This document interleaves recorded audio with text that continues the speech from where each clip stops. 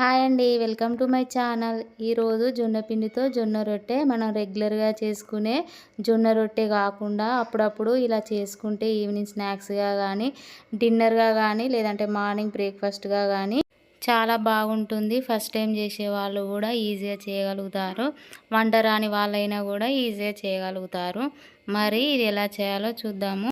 నేను 1 కప్పు జొన్న పిండి తీసుకున్నాను. ఈ పిండిని ఒక బౌల్లోకి వేసుకోవాలి. ఇందులోనే తురిమి పెట్టుకున్న క్యారెట్, పచ్చిమిర్చిని కూడా వేసుకోవాలి. అలాగే కరివేపాకు, కొత్తిమీర చిన్నగా తురుముకొని వేసుకోవాలి.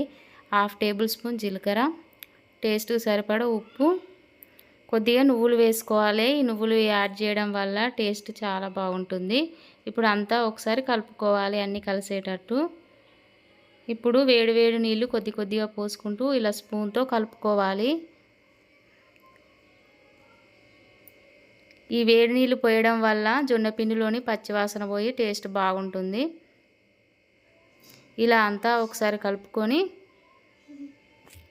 అంతా మంచిగా కలిసేటట్టు కలుపుకోవాలి.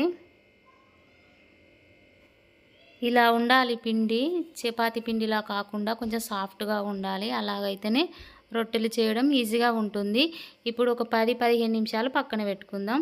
10-15 నిమిషాల తర్వాత మనకు కావాల్సిన సైజులో ముద్దను తీసుకొని నీళ్ళతో తడిపెట్టుకొని, ఇలాంటి కాటన్ క్లాత్ కానీ కర్చీఫ్ కానీ మనం వాడుకొనిది అయి ఉండాలి. ఇలా నీళ్ళతో తడిపెట్టుకున్న తర్వాత పిండిని ఇలా చేతితో ప్రెస్ చేసుకోవాలి అప్పలాగా. ఈ రోటి మందంగా చేయకూడదు, అలాగని పలచగా కూడా ఉండకూడదు.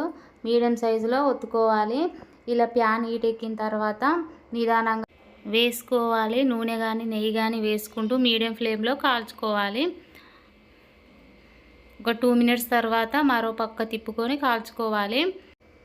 అన్ని రొట్టెలు అలానే చేసుకోవాలి. ఇందులో పచ్చిమిర్చి యాడ్ చేసినాం కాబట్టి మనకు సైడ్ డిష్ అవసరం లేకుండానే తినేయచ్చు. డైటింగ్ చేసేవాళ్ళు నార్మల్ రొట్టెలు తినడానికి కష్టంగా ఉంటుంది కదా, అప్పుడప్పుడు ఇలా చేసుకొని తినడం వల్ల టేస్ట్తో పాటు హెల్దీ కూడా. ఇందులో నువ్వులు, పచ్చిమిర్చి, కరివేపాకు, కొత్తిమీర, క్యారెట్ వేసినాం కదా, టేస్ట్ చాలా బాగుంటుంది. చేయడం కూడా ఈజీనే. ఈ వీడియో నచ్చితే కనుక ఒక లైక్ చేసి సబ్స్క్రైబ్ చేసుకోండి. మీ ఫ్రెండ్స్ అండ్ రిలేటివ్స్కి షేర్ చేయండి. మరెందుకు ఆలస్యం, ఒకసారి ట్రై చేసి ఎలా వచ్చిందో మీ ఫీడ్బ్యాక్ను కామెంట్ బాక్స్లో కామెంట్ చేయండి. Thank you for watching.